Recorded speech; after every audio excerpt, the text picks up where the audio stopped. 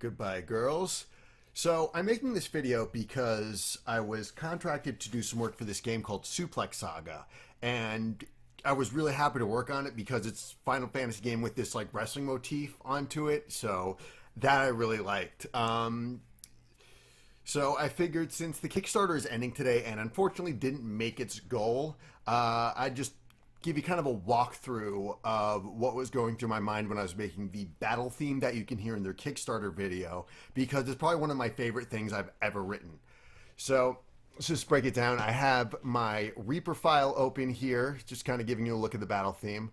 Now the thing is, for like mastering purposes, I broke up all of my I broke up all of my drum stems individually. So I separate the kick drums and then the cymbals and the snares. That's something I do because I don't work with live drums. I work with MIDI drums, GTG DPC3. That's the plugin I use. So let me just isolate that. Now, I knew I wanted the main beat to be the cadence of a wrestling chant. So the 1, 2, 3, 4, clap, clap, clap, clap, clap, Daniel, Brian, clap, clap, clap, clap, clap, et cetera, et cetera. So I'm just going to play that for you in a little bit. Hold on. Why is it? Oh, there it is. Okay, hold on.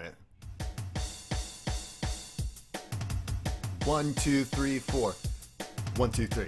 So you can hear that kind of, you can also kind of hear that drum beat a little bit if you listen to Ghost Song Square Hammer.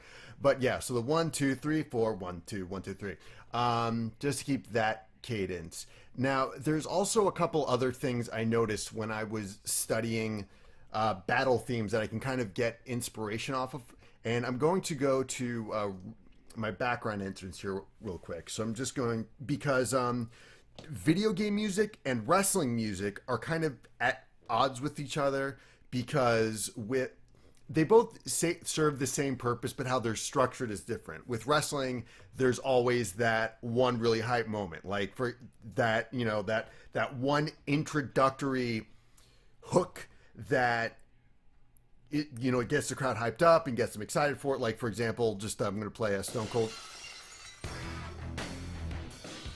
That's Stone Cold's theme. You can listen to it like the bam, the horns for John Cena's intro, Don't You Dare Be Sour for Newsdays, and so on and so forth. It's all about that initial hook. Whereas video game music is meant to enhance a gameplay by establishing mood. So, it's very upbeat, very tense. I'm just going to play some of the Final Fantasy 1 battle theme for you.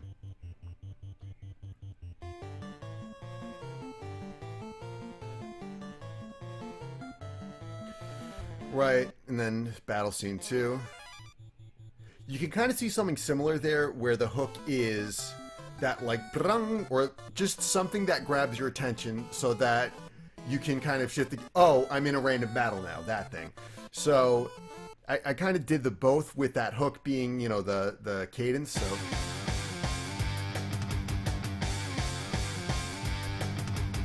right.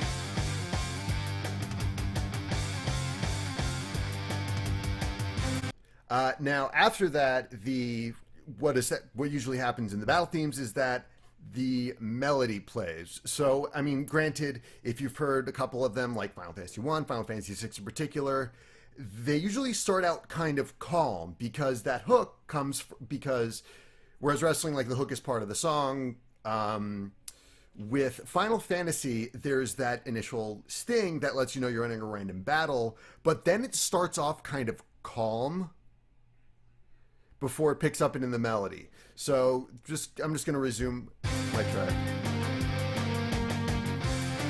So I'm going to take out the violins real quick.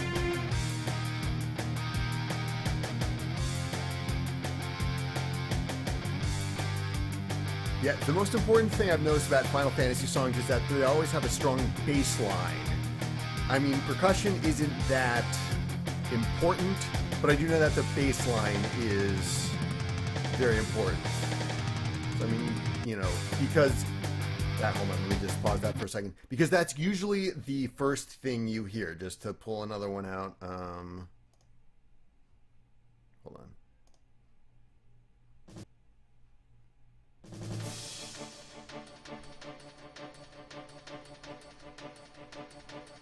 So it starts out kind of calm, establishes, then it slowly builds up. This is Final Fantasy VIII I'm playing, by the way.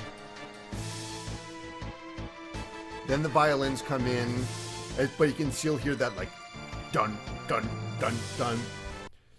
Right. I mean, that was just like a guitar riff I played because, chords I played over. All right. And then the song repeats.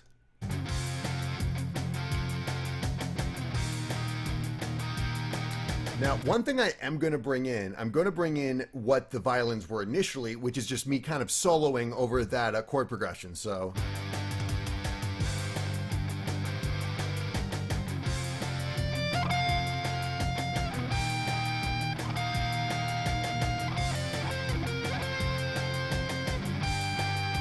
Right, like that.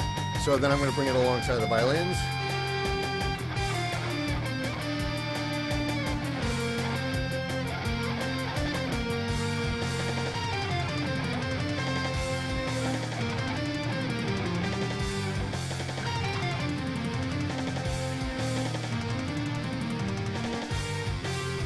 Right, so another thing I've noticed that, hold on.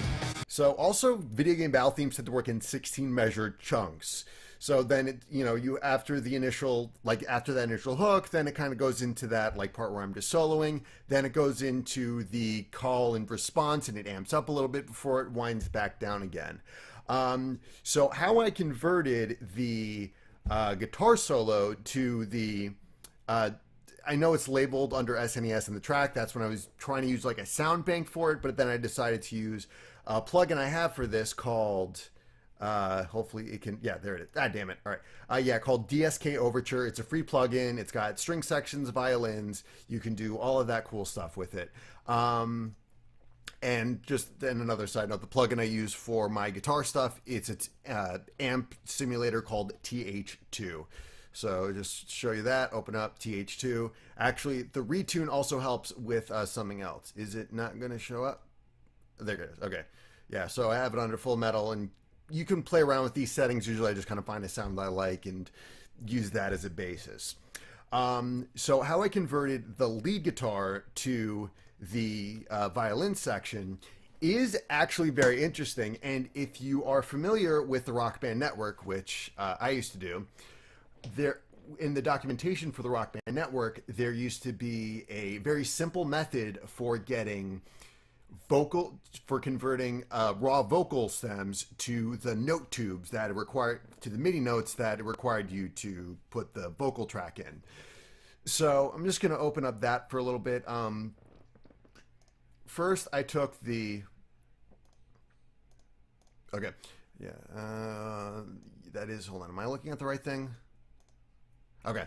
Yeah, so what I first took is retune, and I'm just gonna like smush that down a little bit, just making sure that everything is. Oh crap! It's not actually doing it. Okay, so I'm just checking. All right, retune because it's a separate. No, so I use this plugin called Retune, which is.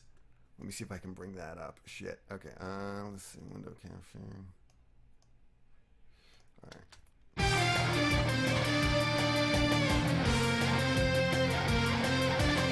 Dock it.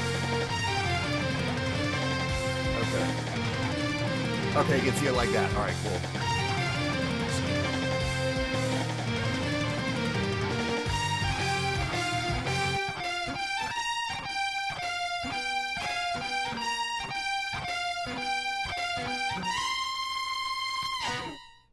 All right, so you can sort of see that a little bit.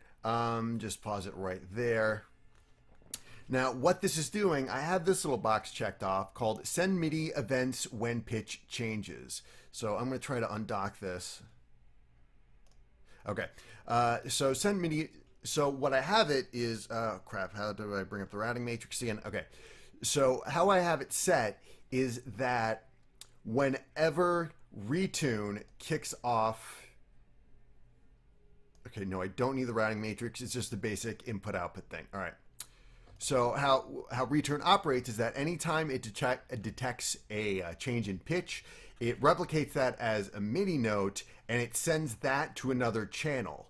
Now, this is all just lines on a graph until you apply the plugin. So I'm just going to dock DSK Overture real quick. Dock window and decker. So yeah. How do I? Okay. Yeah, right. Yeah. So can I see that on the thing? No, I can't. Great. All right. All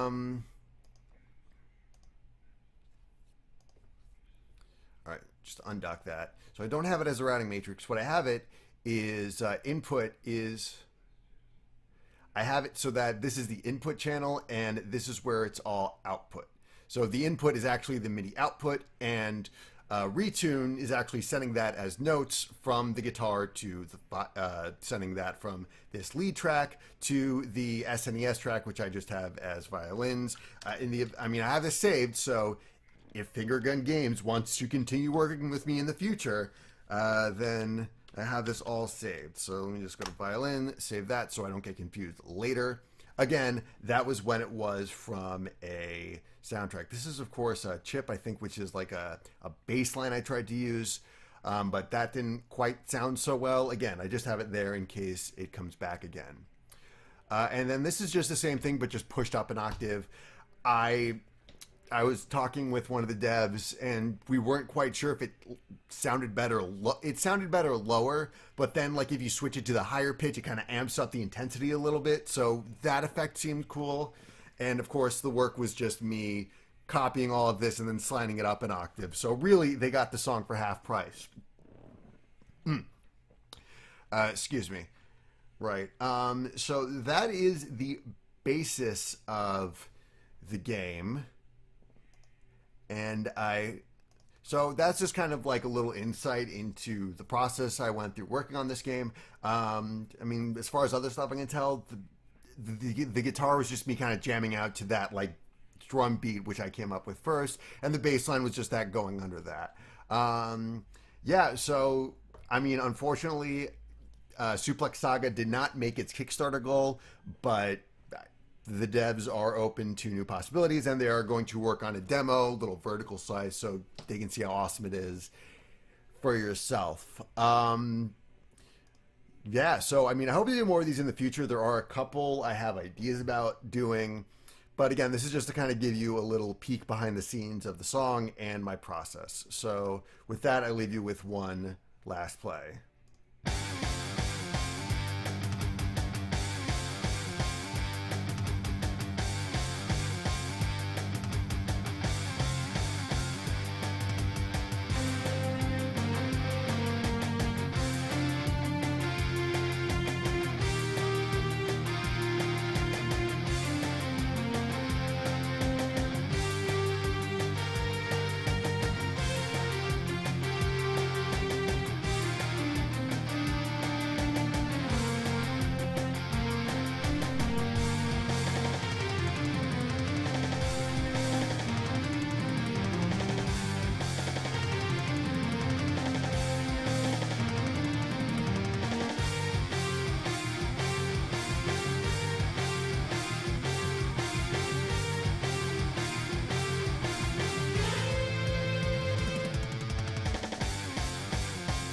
And it loops pretty well. That's the benefit of working with the DAU. All right, see you guys next time.